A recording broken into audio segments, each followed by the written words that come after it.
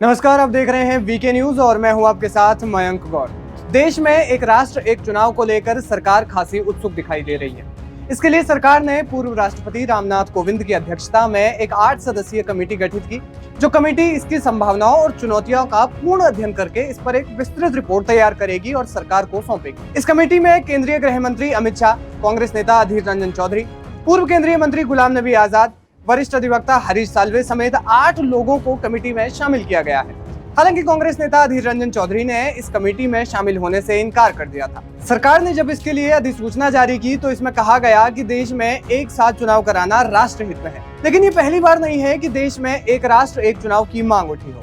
इससे पहले भी कई बार इसकी मांग उठी है और अलग अलग समितियों ने इस पर अपनी रिपोर्ट भी पेश की है। आजाद भारत के बाद से जब देश में पहली बार चुनाव हुए तो वो एक साथ ही हुए थे और कई सालों तक ये सिलसिला ऐसे ही चलता रहा।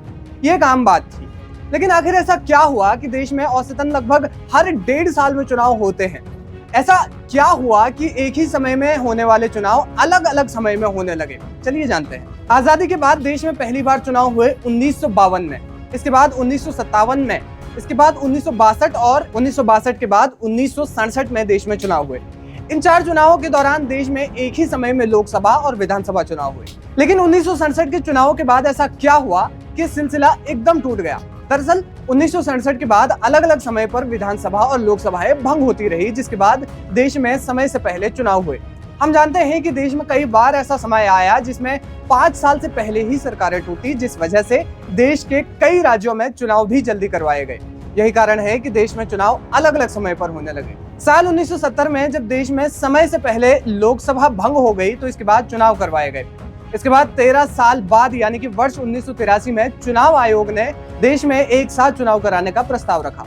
इस प्रस्ताव में उन्होंने इसके फायदों के बारे में बताया, लेकिन आयोग ने जब इसकी वार्षिक रिपोर्ट पेश की तो उन्होंने इसमें लिखा कि तत्कालीन सरकार ने इसके विरोध में फैसला दिया।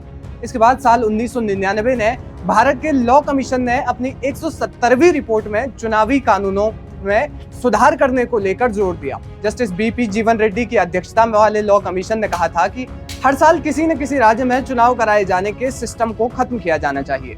1967 के बाद लोकसभा और विधानसभाओं में एक साथ चुनाव कराए जाने का सिस्टम कई वजह से बाधित हुआ। हमें उस स्थिति में वापस जाना चाहिए। लोकसभा और सभी विधानसभाओं के लिए 5 साल में एक बार ही चुनाव होना चाहिए। लेकिन इस रिपोर्ट को अमल में नहीं लाया जा सका। इसके बाद एक राष्ट्र एक चुनाव की फिर से मांग उठी। दिसंबर 2015 में संसद की स्थायी समिति ने अपनी 79वीं रिपोर्ट में लोकसभा और विधानसभाओं में एक साथ चुनाव कराने की सिफारिश की थी। कांग्रेस सांसद एम सुदर्शन नचियप्पन की अध्यक्षता में समिति ने रिपोर्ट पेश की, जिसमें इसके फायदों के बारे में विस्तार से जानकारी दी गई थी। इस रिपोर्ट में कहा गया था कि देश में अलग अलग समय में होने वाले चुनाव के कारण खर्च बहुत ज्यादा हो जाता है। साथ ही ये भी कहा गया था कि चुनाव के दौरान आदर्श आचार संहिता लागू होने के सामान्य शासन और विकास कार्यों पर भी गंभीर असर पड़ता है।